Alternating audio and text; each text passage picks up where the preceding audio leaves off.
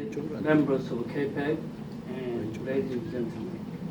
It's my great pleasure and honor to address a keynote speech at this prestigious meeting of Korea-America Leaders Conference. To begin with, I would like to express my heartfelt gratitude to American people. As you all know, America saved Korea from the Korean War. During the Korean War, as many as 1.8 million American youngsters were sent to Korean Peninsula as soldiers.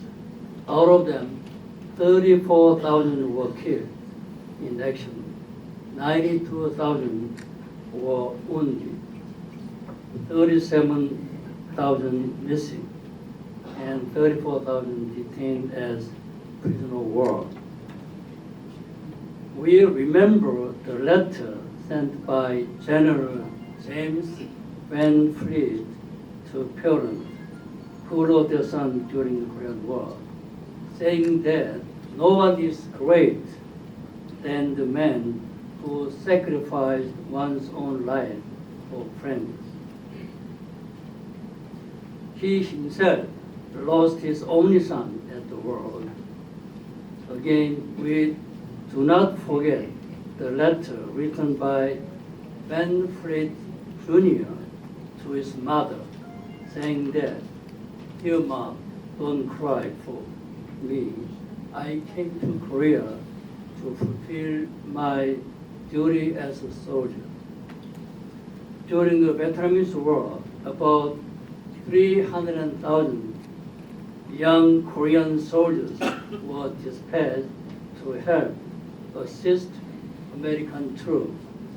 Out of them, around 5,000 Korean soldiers lost their lives in Vietnam.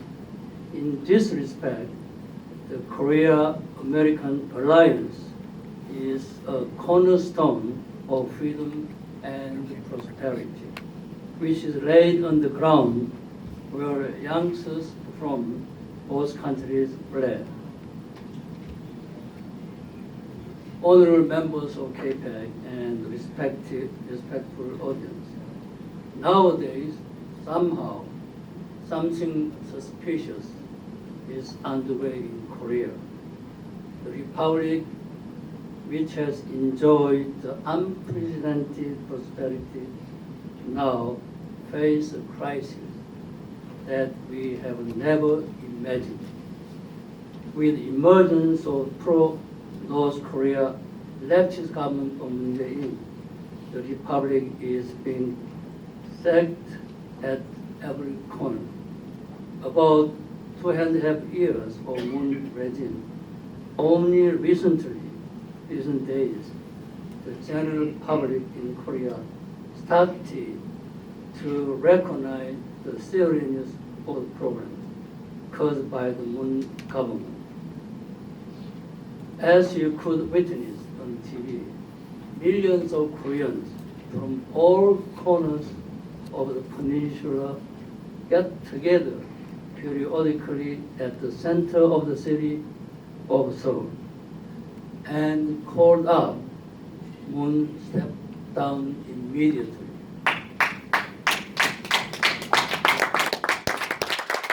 The demonstrators' requests are summarized as follows: not to make a communist country, not to destroy economic prosperity, not to abandon liberal democracy. Moon Jae-in and his followers are in principle communists. We desperately need America's support once again at this time, at this moment. The Republic of Korea, in alliance with the United States and Japan, must win against the beguiling communist power of the North Korea, China, and Russia. This is the way not only America and Korea, but also the whole world could enjoy freedom and prosperity. Ladies and gentlemen, in order to protect individual freedom, I believe the current alliance between Korea and America must be reinforced further. It is a key way that we can resolve the threatening nuclear crisis of North Korea over U.S. soldiers and Korean people. I believe we can do it together through our joint efforts. Once those communists, both in South and North Korea, are removed, we don't have to worry about ongoing attempts to communise South Korea anymore. With the inauguration of this Korea-America Leaders Conference today, I look forward to crafting specific plans to dispel communism, as well as ways to expand cooperation between Korea and America toward mutual prosperity through collaborative efforts between KPEC America and KPEC Korea. My dear fellow members and ladies and gentlemen, today is just the beginning of our long journey, but as guided in the Holy Bible, though thy beginning is small, yet thy latter end should greatly increase. Let's make concerted effort to realize a prosperous future, hand in hand. I pray God bless, love, and grace of America and Korea and their people, wishing to consolidate eternal friendship and alliance of Korea and America. I would like to end today's keynote speech. Thank you for your attention. Thank you very much, Dr. Chair. Now we have another keynote address by Mr. Kim Tae-young, former Minister of National Defense. Mr. Kim, please.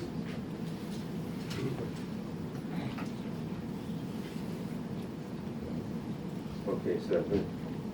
Respected member of KPEC, I will address about the Korean Peninsula's strategic environment and the South Korea and the United States alliance. As you know very well, Korea is located on a peninsula surrounded by powerhouses on the continent and the sea, and thus national security has always been our primary concern. We have faced a series of crises that threatened the nation's fate over the past 500 years, such as the Japanese invasion, the Chinese invasion, and the Japan-Korea annexation. We were liberated from the decades-long Japanese occupation in 1945 and infused with new hope for reconstructing the nation. However, only a few years later, North Korea invaded South Korea with the support of China and the Soviet Union, and the resulting Korean War wreaked havoc on the entire peninsula for 3 years. South Korea was barely able to survive as a nation based on the aid of the United Nations forces and the initiative of the United States. The strategic environment faced by South Korea today continues to be aggravated. The international pursuit of the universal value of the humankind to achieve a global community is being crowded out by the decline in globalization and the growing non-liberal international order, as evidenced by the wave of great powers seeking their own interests and attempting to resolve conflicts through coercive forces. As a result, the strategic environment across Northeast Asia has become even more dire. China continues to overtly express its will to conquer the world and antagonize neighboring countries by building its offensive military power, pushing ahead with the One Belt, One Road initiative and staking its claim over the South China Sea. China has carried out campaigns of economic retaliation against South Korea over its THAAD deployment to protect against North Korean missiles, and the aftermath of this retaliation is still being felt to this day.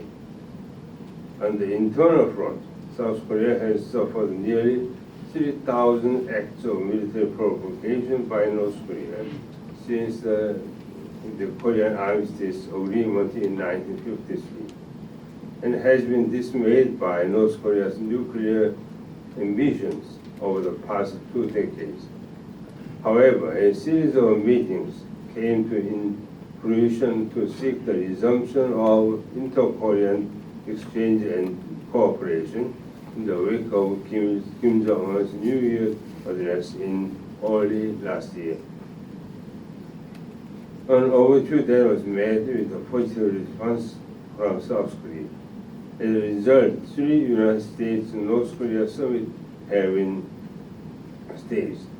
However, these 3 summits proceeded in a direction far from our expectations, and it appears unlikely that future working level meetings between the 2 countries will produce positive outcomes.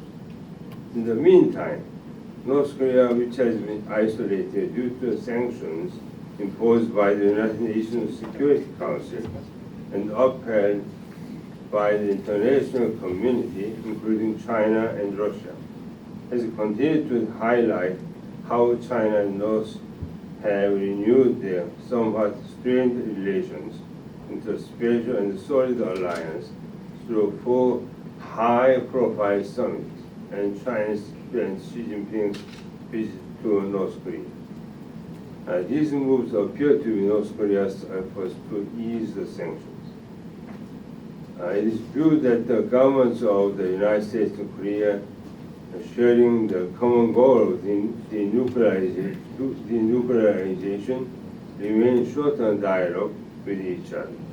The South Korean government appears to be mobilizing all means to establish a peace regime based on improved inter-Korean relations before achieving the denuclearization of North Korea.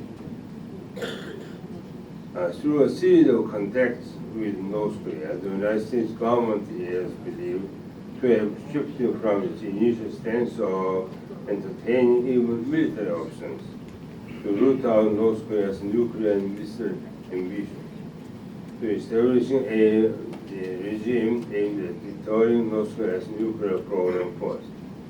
President Donald Trump's priority goals are to defeat China in the trade war and prevent China's military expansion in line with the United States' national interests, while successfully overcoming the threat of impeachment and winning the presidential election next year.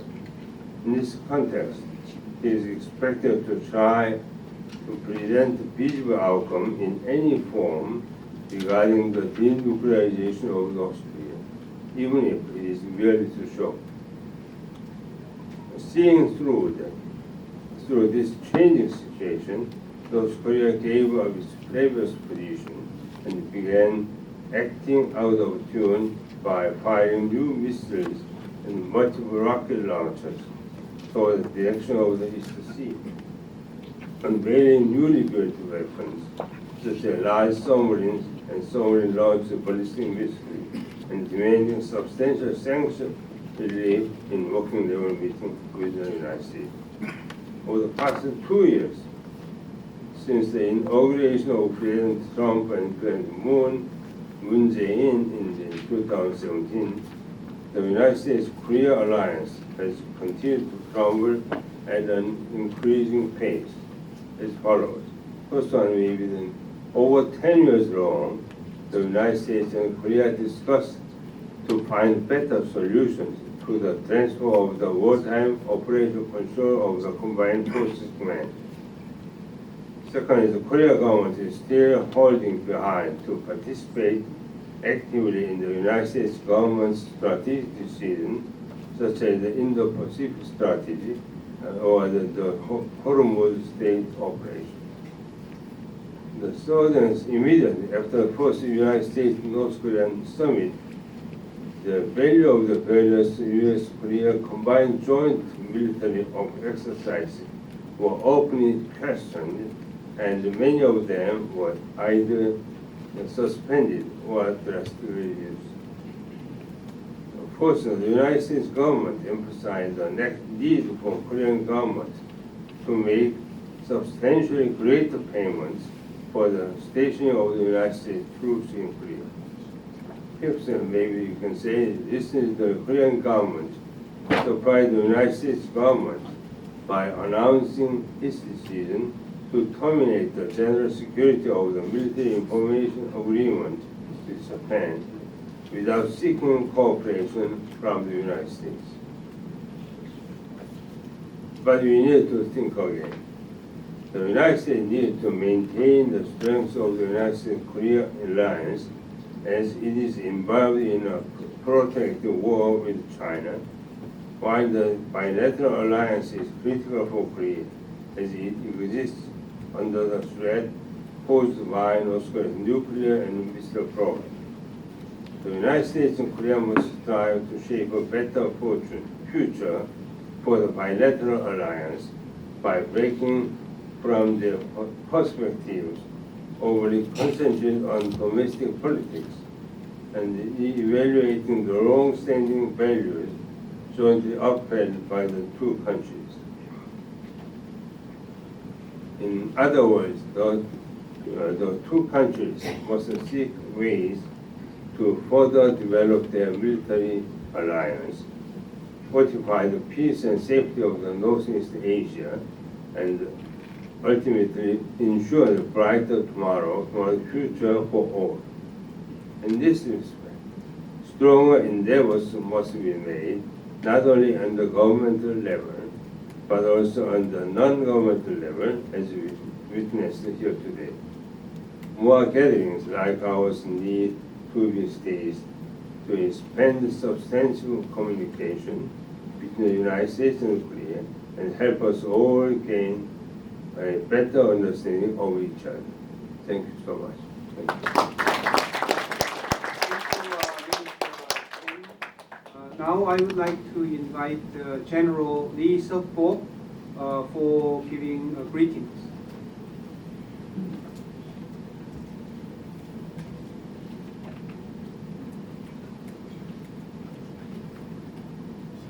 안녕하십니까. Good evening. Chairman of KPAC and Korean American leaders for attending here tonight. It is a great honor for me, and thank you for having this conference and having me here. This time I came here for two purposes. The first one is my introduction of the KORGAD, Korean retired generals and admirals defending the nation. Its abbreviation is KORGAD. Secondly, I urgently ask for help from U.S. leaders. As you know, today's Republic of Korea is unfortunately dominated by pro-China, pro-North Korean, and anti-American lefties.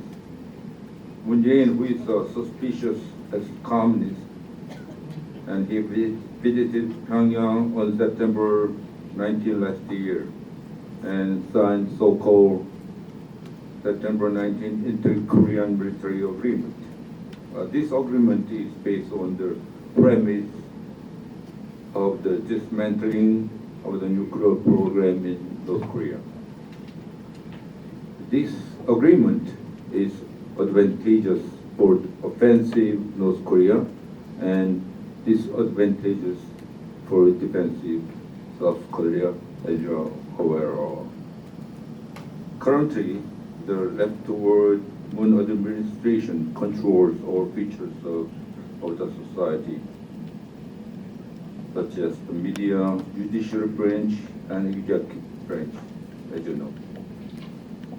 On the other hand, the opposition party in Korea divided into multiple factions and do not effectively check and balance the leading party. Therefore, the people of Korea cannot only rely on the opposition party and rather came to us, retired generals, and asked for saving the liberal democratic system of South Korea. Based on this countless call of help from the people of Korea, we took action to build our organization in January 30th this year. Currently, we are made up of 870 retired generals from the old forces. Also, we have 700 of non-generals who are the honorary members as supporters. Such an organization is unprecedented in the entire military history of South Korea. Now we have 11 former Minister of Defense and 73 retired foster generals. We are a non-profit private organization run on its own membership. Since the beginning of organization, we set up three major goals. First, we protect the system of liberal democracy. Second, we defeat the communism and deceive peace scheme. Third, we bolster and continue the ROC-US alliance. Under this goal, we have achieved and continued various campaigns. First, we are exerting to neutralize the September 19 inter-Korean military agreement. Second, we accuse former and current Minister of National Defense for treason on September 18th this year. Third, we announced and published 12 statements which condemned the Moon administration for its wrongdoings and unpatriotic behaviors, such as the summon of U.S. ambassador and demilitarization activities. Fourth, we are running the YouTube channel Voice of General, 장군의 소리, and we have some viewers and subscribers in the U.S. as well.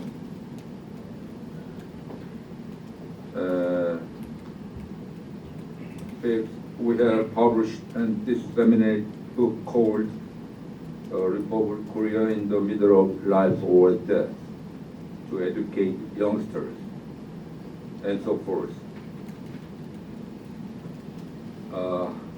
Before I close my remarks, I sincerely hope that KPAC becomes as influential as APAC, American Israel Public Affairs Committee.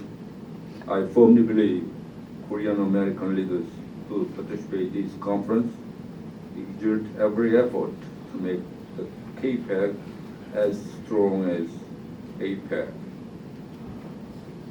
Lastly, I'd like to wrap up my speech today with sincere hope that the Korean American Leaders Conference will produce a very fruitful outcome. Thank you.